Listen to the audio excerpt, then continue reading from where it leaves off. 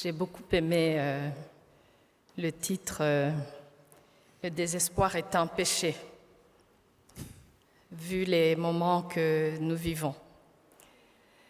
Madame la ministre, Monsieur le Président de la Bibliothèque nationale de France, Excellences, Mesdames et Messieurs, représentant vos pays en France et à l'Organisation internationale de la francophonie, Madame l'administratrice de l'EIF, chère Caroline, Madame la présidente du jury, chers auteurs, chers finalistes, Mesdames, Messieurs. Il y a des moments qui marquent le temps de l'histoire des institutions et qui deviennent des repères. Cette soirée est un de ces moments. Ce soir, dans cette salle, 25 ans de littérature francophone sont réunis dans les livres que nous avons lus, dans les voix que nous avons entendues, 25 ans d'un Paris très singulier, celui de la langue française, qui s'impose comme le creuset d'une conversation mondiale sur la condition humaine. Ce Paris, nous l'avons tenu ensemble. Quand le prix des 5 continents a été créé en 2001, il répondait à une urgence, celle de faire entendre que la littérature francophone n'est pas une littérature, mais des littératures. Que derrière une langue commune se déploient des imaginaires différents, des héritages millénaires, des attentes et des messages qui ne se ressemblent pas, mais qui se complètent. Depuis lors, ce prix a traversé des soubresauts du monde. Il a traversé des silences diplomatiques et des tempêtes politiques. Il a survécu parce qu'il repose sur quelque chose d'indestructible, la conviction que les mots d'un auteur canadien, congolais, égyptien, roumaine, mauricienne ou belge peuvent transformer le regard et parfois la vie d'un lecteur à l'autre bout de l'espace francophone, à l'autre bout du monde. Pourquoi un prix littéraire des 5 continents? La question est légitime et elle mérite une réponse précise. Chaque année, des centaines d'ouvrages francophones parviennent à l'OIF depuis tous les horizons. Ils sont lus et sélectionnés par 6 comités de lecture indépendants, chère Fauzia, tu nous l'as bien décrit, implantés en Europe, aux Amériques, en Asie Pacifique et en Afrique. Ces comités donc décident des finalistes. C'est ainsi un jury composé d'écrivains ensuite, d'intellectuels et de spécialistes venus de régions différentes du monde francophone, de sélectionner le lauréat et la mention spéciale. Je répète cette partie de mon allocution pour montrer à quel point c'est un travail méticuleux, fastidieux. Ce dispositif n'est pas un détail organisationnel, c'est la conviction que la légitimité littéraire ne peut venir d'un seul endroit. La diversité géographique du regard est un préalable de la justesse du choix.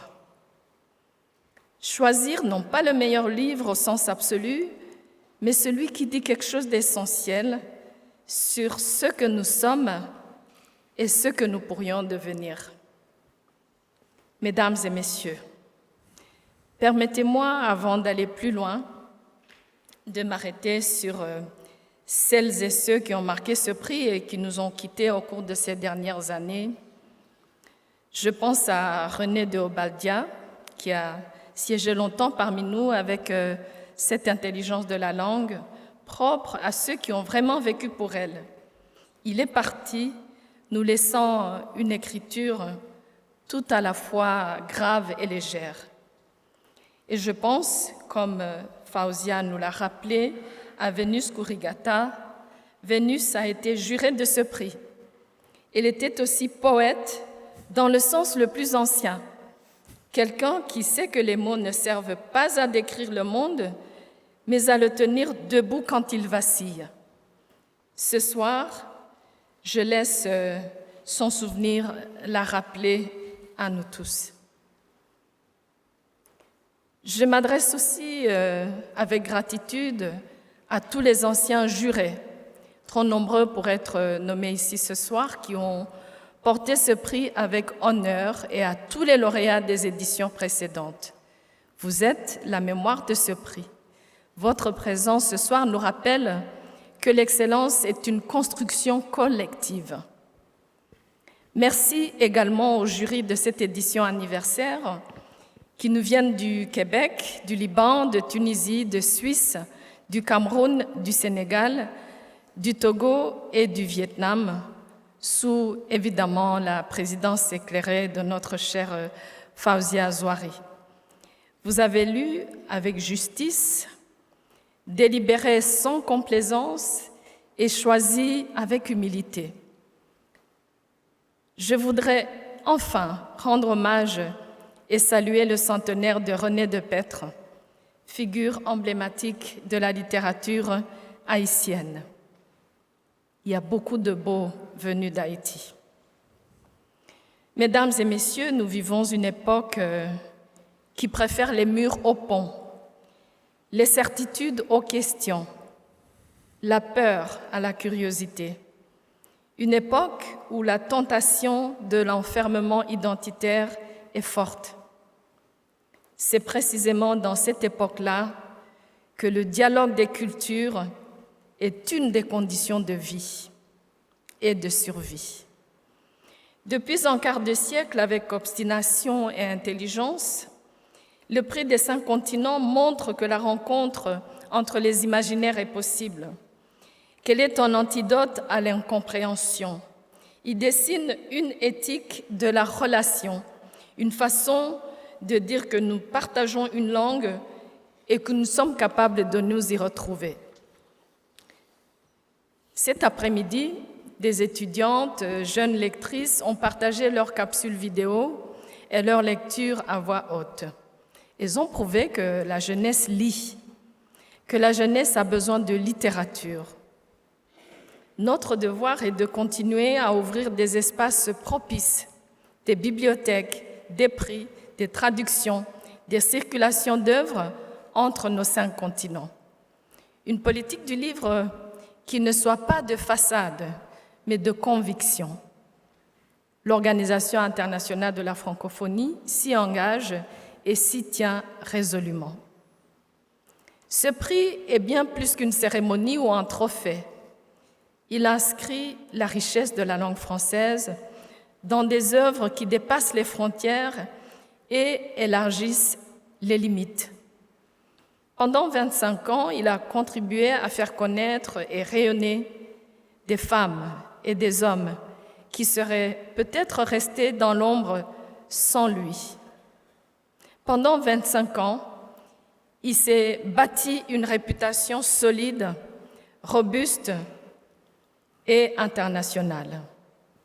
Je tiens à remercier la direction langue française et culture francophone de l'OIF, à la tête de laquelle notre chère Diana Nivine et toutes les équipes de l'OIF et leurs collaborateurs qui ont travaillé pour une si belle soirée.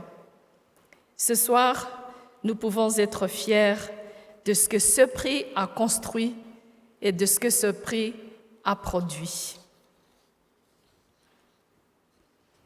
Mesdames et messieurs, la mention spéciale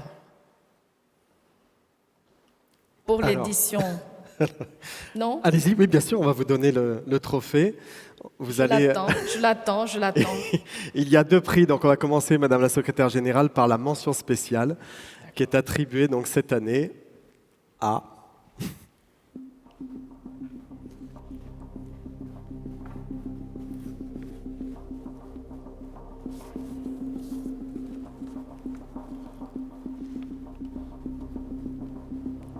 Vous aurez remarqué que je fais durer le moment.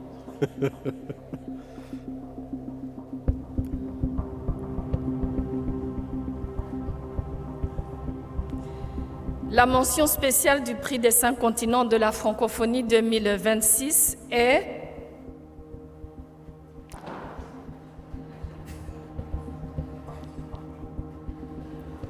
On n'a pas d'image derrière, vous savez, comme au César. Ahmed Fouad Bourras pour son roman Les Béliers. Ahmed Fouad Bourras, que j'appelle sur cette scène. Allez-y, je vous en prie.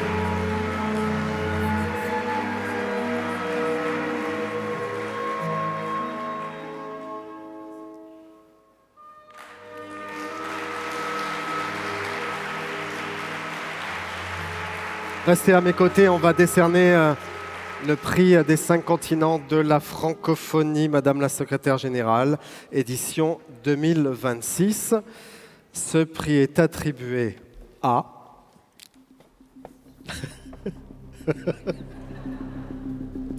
Ah, ça va être plus long.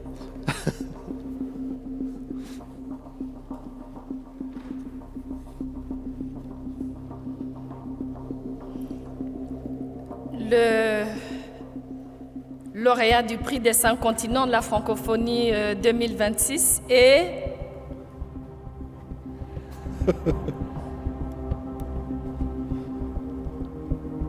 Alexandre Lenot pour son roman Cette vieille chanson qui brûle aux éditions de Noël. Alexandre Lenot, Cette vieille chanson qui brûle, qui est son 2e roman, un roman d'apprentissage et d'émancipation qui raconte comment on peut se construire sur des manques notamment. Félicitations Alexandre.